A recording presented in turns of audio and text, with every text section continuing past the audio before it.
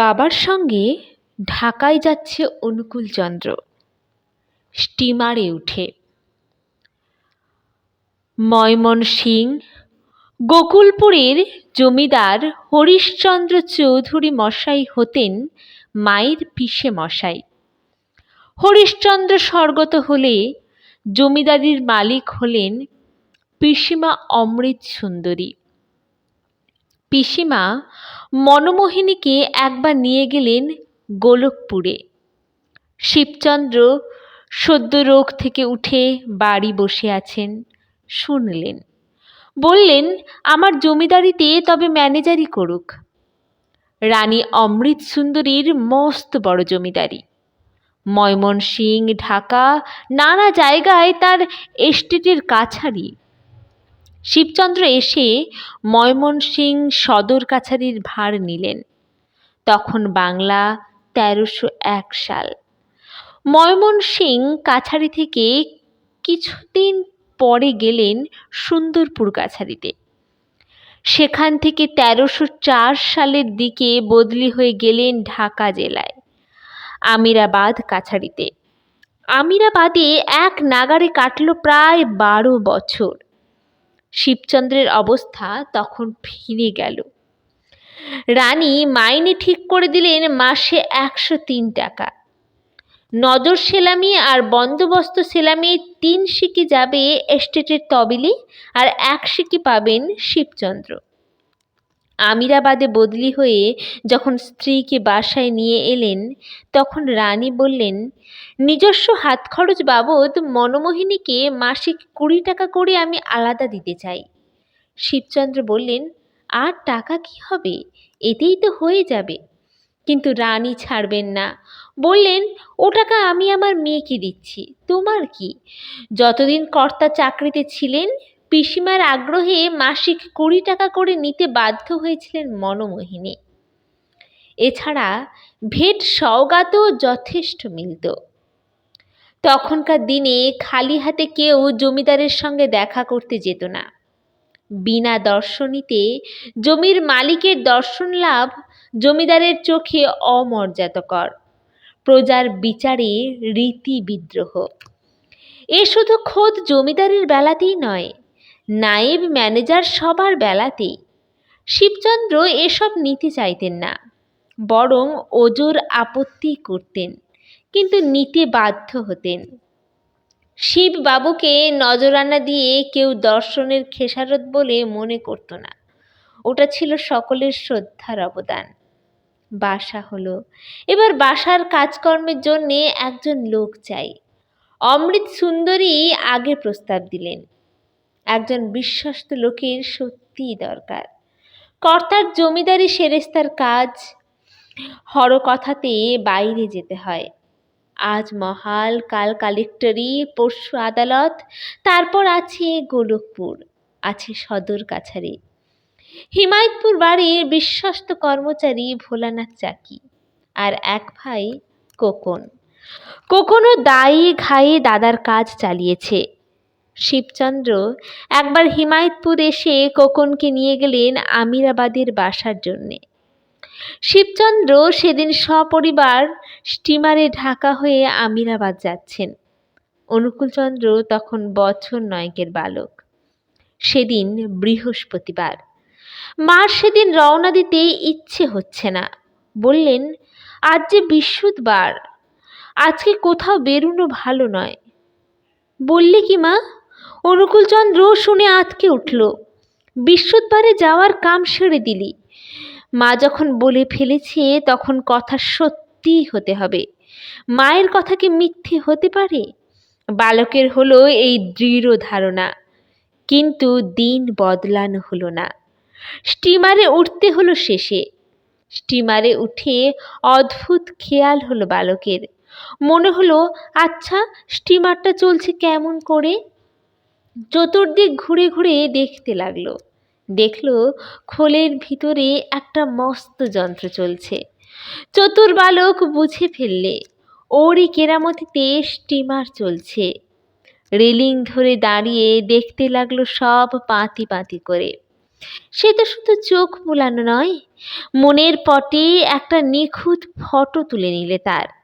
কোন অংশটা কেমন করে তৈরি, কোন যন্ত্রটা কিভাবে কাজ করছে, সব বুঝে নিলে ওই ছোট্ট বালকটি। আমিরাবাদের বাসায় পৌঁছে বাবাকে বললে, বাবা, স্টিমারের ইঞ্জিন তৈরি করব, দেখবে? যেমন ভাবা অমনি লেগে পড়া। স্টিমারের ইঞ্জিন তৈরি করতে লেগে গেল ছেলে। যে অংশগুলো ঘরে নিজের হাতে করা গেল না, ঝালাইকার আর কামারকে দিয়ে করিয়ে নিলে সেগুলি। যেমনটি দেখেছিল ঠিক তেমনটি তৈরি করে ফেললে। কিন্তু হাজার হলেও তো ছেলে খেলা। সবাই দেখে বললে, ওটা কি হলো রে পাগলা, ওটা কি আর চলবে? চলবে না কেন? স্টিমার চলছে কেমন করে তবে? সে ইঞ্জিনটা যেমন এটাও তেমনই, অবিকল তো তেমনই করেছি। সেটা যখন চলে এটাও নিশ্চয় চলবে। আর যুক্তি দেখিয়ে লাভ কি? আগুন লাগিয়ে দিলে ইঞ্জিনে। অবিকলত্বের অগ্নি পরীক্ষা হোক এবার। আগুন লেগে ভক ভক করে ধোঁয়া উঠতে লাগলো। দাঁড়িয়ে দাঁড়িয়ে ছেলেরা ছেলে খেলা দেখছে সবাই। কিছুক্ষণ দম ধরে থাকলো ইঞ্জিন। তারপর কি আশ্চর্য, হঠাৎ ভীষণ শব্দে ঘুরে উঠল ইঞ্জিনের চাকা। স্টিমারের বড় চাকার মতো ঘুরতে লাগলো গুরু গাম্ভীর্যে। কিন্তু টিনের যন্ত্র কতক্ষণ সইবে? কিছুক্ষণ চলার পর ঢাস করে ফেটে গেল খুদে ইঞ্জিন। বালকের কৃতিত্ব দেখে সবাই অবাক। অনুকূলচন্দ্রের কিন্তু মন খারাপ। মা বৃহস্পতিবারে রওনা দিয়েছে, নিজেই বললে খারাপ, আবার নিজেই শেষে যাত্রা করলো বাড়ি থেকে। তখন কৃষ্ণসুন্দরী, মনমোহিনী সবাই আমিরাবাদে। অনুকূলচন্দ্র, খেপু, বাদল, ট্যাংরা 4 ছেলেকে নিয়ে দিদিমা শুয়েছেন এক ঘরে। সুনীল আর নির্মলা 2 মেয়েকে নিয়ে মনমোহিনী শুয়েছেন আর এক ঘরে। কর্তা একলা সোন কাছারি বাড়িতে। সুনীল তখন 8 বছরের, নির্মলা 6 বছরের। কোনো দিন বিছানায় মুতে ফেলে। কৃষ্ণসুন্দরী মেয়েকে বলে দিয়েছেন, ওদের তুলে মুতাস, শেষে মোতার অভ্যাস ভালো নয়, তুলে মুতিয়ে অভ্যাস ভেঙে দিস। মনমোহিনীর রাত্রে ঘুম না ভাঙলে কৃষ্ণসুন্দরী ডেকে দেয়, ও মনো, ওঠ, মেয়েদের তুলে মোতা। এক ঘুম থেকে উঠে কৃষ্ণসুন্দরী ডাকলো সেদিন মনমোহিনীকে, ও মনো, ওঠ, মেয়ে মোতাবে। মনমোহিনী ঘুমুচ্ছিলেন, মায়ের ডাকে ঘুম ভেঙে গেল। তাই তো, এখনো মেয়েদের মোতানো হয়নি, বিছানায় মুতে ফেলেনি তো। বিছানায় হাত দিয়ে দেখলেন, না, শুকনোই আছে। হারিকেন নিয়ে জোর দিয়ে বিছানা থেকে উঠলেন মা। ও সুনীল, মুতবি, ওঠ, মারে। ঘুমে অচেতন হয়ে আছে সুনীল। নির্মলাকে বার ঘুরিয়ে নিয়ে এলেন মা। নির্মলাকে শুইয়ে দিয়ে সুনীলকে ঠেলা দিলেন আবার। ঠেলা খেয়েও ভ্রুক্ষেপ নেই মেয়ের, এতই ঘুম। কোলে করে টেনে তুললেন সুনীলকে, ওঠ মা। এ কি হয়েছে? সুনীল যে নিথর নিঃসার, নিঃশ্বাসও বুঝি পড়ছে না নাক দিয়ে। মনমোহিনী চেঁচিয়ে ডাকলেন মাকে, ও মা, এসো তো একবার, সুনীলের আমার কি যেন হয়েছে। ছুটে এলেন কৃষ্ণসুন্দরী। চেঁচামেচি পড়ে গেল। বাড়ি থেকে কর্তা ছুটে এলেন। কি হয়েছে, কি হয়েছে? দেখলেন সব শেষ হয়ে গিয়েছে। সুনীলের দেহে প্রাণ নেই। খাইয়ে দাইয়ে ভালো মেয়ে নিয়ে শুলো। এরই মধ্যে কপাল ভাঙল মনমোহিনীর। কান্নাকাটি পড়ে গেল বাড়ি শুদ্ধ। ডাক্তার এলো তখনই। দেখে বললে, কৃমি বিকার, কৃমির প্রকোপে নিঃশ্বাস বন্ধ হয়ে মারা গিয়েছে। সুনীল চলে গেল। না, সোনার লক্ষ্মী প্রতিমাটি চলে গেল ঘর থেকে। তখন হিমায়তপুরের বাড়িতে মনমোহিনী স্নান করে ফিরছেন পদ্মা থেকে। পথে একজন বৃদ্ধা দেখে বললে, মা গো, তোমাদের লক্ষ্মী প্রতিমা দেখে এলাম, বড্ড চমৎকার গড়েছে। কার হাতের গা? মনমোহিনী বুঝতে পারে না ব্যাপারটা। তাদের বাড়িতে লক্ষ্মী মূর্তি? কই, তারা তো লক্ষ্মী পুজো করছে না। সে কি গো, আমাদের বাড়িতে আবার লক্ষ্মী দেখলে কেমন করে? কোথায় দেখে এলে? বিস্ময় নেত্রে তাকালেন মনমোহিনী। কেন, তুমি জানো না নাকি? চলো দেখবে, চলো, তোমাদের বাড়িতে পুজো, তা তুমি এখনো জানো না? বাড়ি এসে দেখে বুড়ি যাকে লক্ষ্মী প্রতিমা বলে মনে করেছিল, সে তাদের মেয়ে সুডিল। বেশ একখানা টুকটুকে শাড়ি পরে জলচৌকির ওপরে বসেছিল পা ঝুলিয়ে। আহা, কি চেহারা! মা যেন আমার স্বর্গের দেবী। মায়ের মুখের ওপরই বুড়ি জানিয়ে দিল মেয়ের তনুরুচির প্রশস্তি। গড় অন্ধকার হয়ে গেল সে সুনীলকে হারিয়ে। অনুকূলচন্দ্র বললে, মা, কি করবি বল? নিজের পায়ে যে নিজেই কুড়ুল মেরে রেখেছিস আগের থেকে। ওই যে সেদিন বললি বিশুদ্ধবারে বেরুনো ভালো নয়, অমঙ্গল হয়। তোর কথা কি কখনো মিথ্যে হয়? সুনীলকে যে তুই আগেই হারিয়েছিস। মায়ের কথা কি আর মিথ্যে হবার জো আছে? মায়ের কথা মিথ্যে হলে সত্য দাঁড়াবে কোথায়? স্বর্গাদপি গড়িয়সী যে মা, সে হবে মিথ্যাভাষিণী? তা তো হতে পারে না কখনো। সুনীল চলে গেল। মন টিকছে না মায়ের। তুষের আগুনের মতো ধিক ধিক করে জ্বলছে বুকের ভিতরটা। অল্প কিছুদিন পরেই বাড়ি ফিরে এলেন মা। কিন্তু সেবারও যাত্রা করলেন বিশুদ্ধবারে। এক কোলের মেয়ে নির্মলা ছাড়া সবাই রইল আমিরাবাদে। আমিনাবাদে ছেলে মেয়েদের দেখাশোনা করবার জন্যে রইলেন দিদিমা। একদিন ছেলে ট্যাংরা বসে থাকতে থাকতে অজ্ঞান হয়ে পড়ল। বয়স তখন ওর 10 বছর। অসুখ থেকে ভুগে ভুগে উঠেছে ট্যাংরা। এই অল্প কদিন হলো ভাত খাচ্ছে।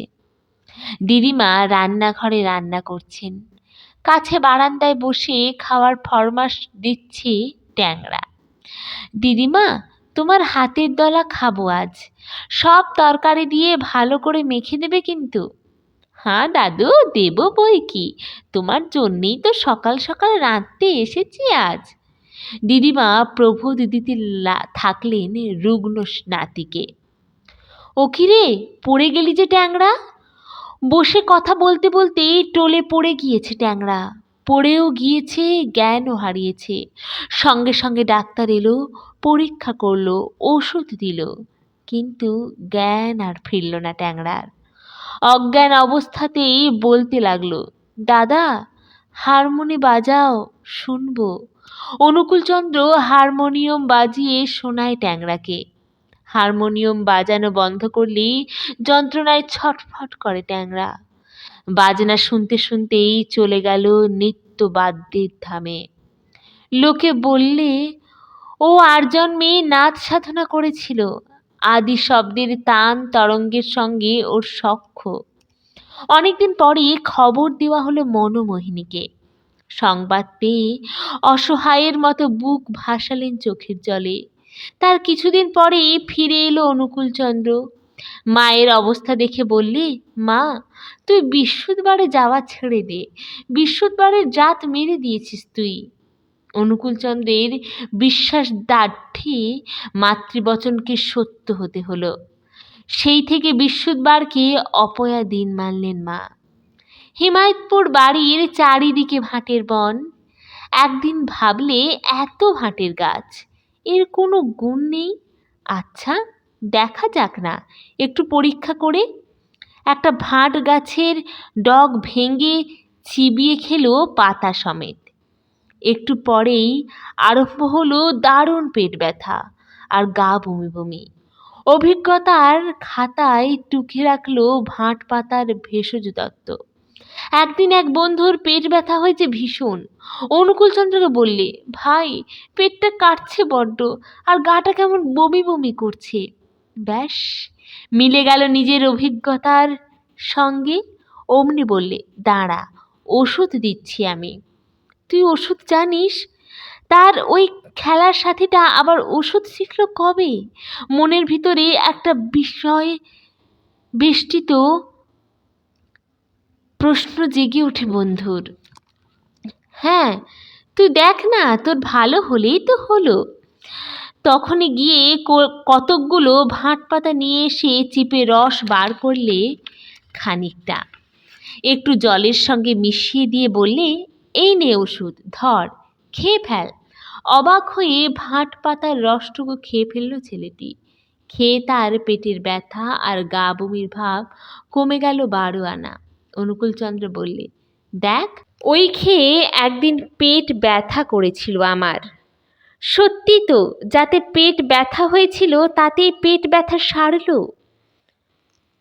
হোমিওপ্যাথির মূল সূত্র ধরা পড়ে গেল বালকের কাছে। যিনি ধারণ করে আছেন বিশ্বকে, তার কাছে কি আর ধরা পড়ে কিছু নতুন করে? জ্ঞান বুদ্ধির অগোচর কিছু গোচরীভূত হয় প্রথম হয়ে। তিনি হলেন সকল ভব এবং ভব্যের প্রথম, সকল স্থিতির ধৃতি এবং বৃদ্ধি।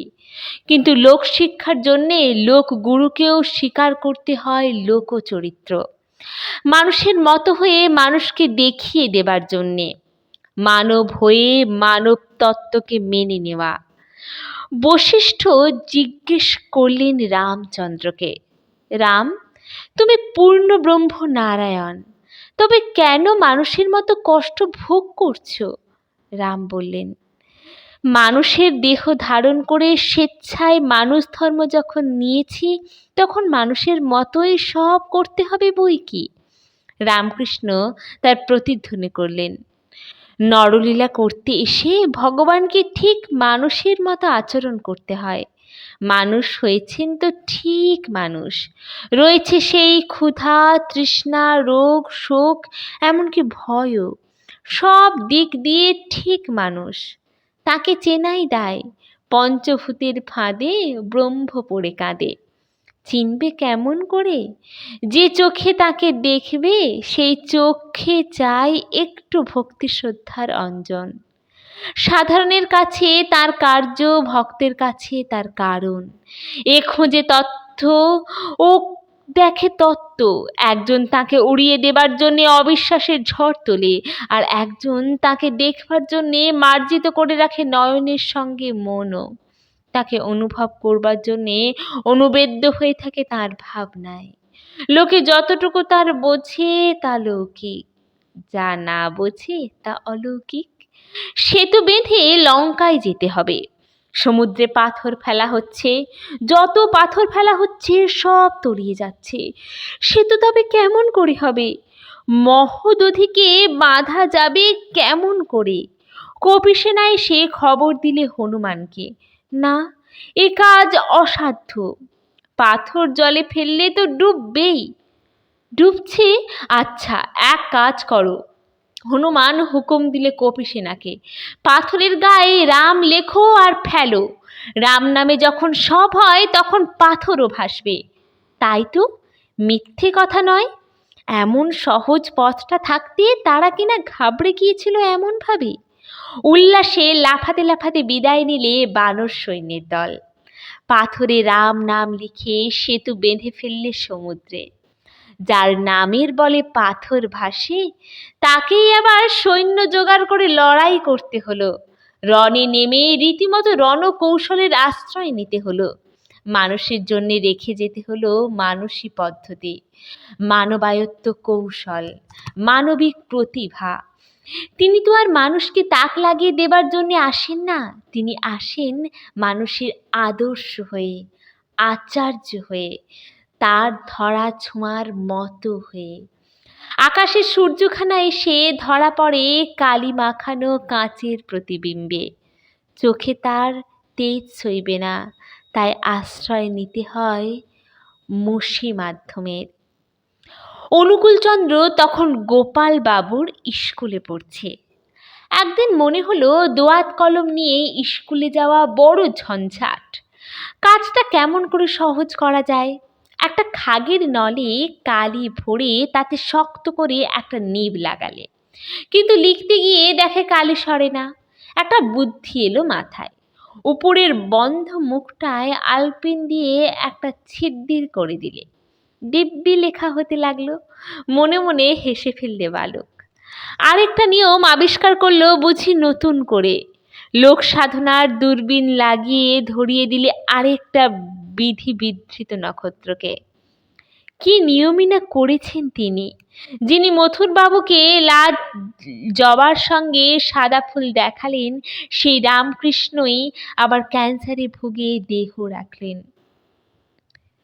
যার নয়নে সুদর্শন, হাতে জগৎ পরিচালনার রশ্মি, সেই বাসুদেব জীবন দিলেন এক সামান্য ব্যাধির শরাঘাতে। মৃত্যুঞ্জয় তথাগত অপ্রকট হলেন আমাশয় ভুগে। কে তার তত্ত্ব বুঝবে? সর্বনিয়ামক হয়ে নিয়ম খুঁজতে থাকেন, বিধাতা হয়ে বিধান মানতে থাকেন, পরম পুরুষ হয়ে হে ভগবান বলে কেঁদে বেড়ান। অপার প্রেম সিন্ধু হয়ে এক কণা প্রেমের জন্য কাঙাল সেজে প্রেম ভিক্ষা করেন। তার এক হাতে রয়েছে ভক্তের জন্যে অবাক্ষেয় অনিঃশেষ করুণার রস ভাণ্ড, আর হাতে মানসীবোধের বৈধি সমাধান। তিনি নিয়ম, নিয়ন্তা এবং নিয়মাধীশ, বিধি হয়েও বিধি বহির্ভূত, জ্ঞান এবং জ্ঞেয়, আবার জ্ঞাত। মানুষ হয়ে জ্ঞান সাধনা করেছেন তিনি। বিষ্ণুর দূত বলছে যমদূতকে, দেখো তার কর্মও নেই অকর্মও নেই, তথাপি লোকশিক্ষার জন্য তিনি আচরণ করেন। কারণ শ্রেয় ব্যক্তি যা করে থাকেন সাধারণ লোক তাই করে। তিনি যা প্রমাণ করেন লোক তারই অনুবর্তন করে। লোকনাথের জ্ঞান চর্চা লোকের জন্যেই। বাড়ির কাছে স্টিমার ঘাট, কুলিরা মাল টানছে স্টিমার ঘাটে। অনুকূলচন্দ্রের মনে হলো, আচ্ছা কুলিরা কেমন করে মাল টানে? ঘাড়ে ব্যথা হয় না ওদের? জানতে ইচ্ছে হয়েছে, আর দেরি নয়। তখনই চলে গেল স্টিমার ঘাটে। যে কুলি পারছেন না তার কাছে গিয়ে বললে, দাও আমার মাথায় চাপিয়ে, আমি নিয়ে যাচ্ছি। মাল নামিয়ে দিয়ে বাবু পয়সা বার করবার আগেই দে দৌড়। কখনো এক একটা বেশ ভারী বোঝা পড়তো। মাথায় করে বয়ে নিয়ে যাবার সময় মনে হতো ঘাড়টা যেন শরীরের মধ্যে সিঁদুচ্ছে। গা ঘেমে ঝরঝর করে জল পড়তো। অল্প বয়সের ছেলে বলে কি কেউ দয়া করত? কুলি যখন তখন তো টানবেই। একদিন এক মশাইয়ের গাঁটারি তুলে দিতে গিয়ে বোতলের মুখ খুলে খানিকটা ঘি ঢেলে পড়ে গেল। মশাইটি নিজের দোষ দেখলে না, বেশ দু কথা শুনিয়ে দিলে বালককে। একরকম তেড়ে মারে আর কি। যিনি স্বয়ং সর্ব, যিনি স্বয়ং অভিজ্ঞ, যিনি অভিজ্ঞতা সঞ্চয় করছেন নতুন করে, কুলি জীবনের স্বাদ পেয়ে নিলে অনুকূলচন্দ্র।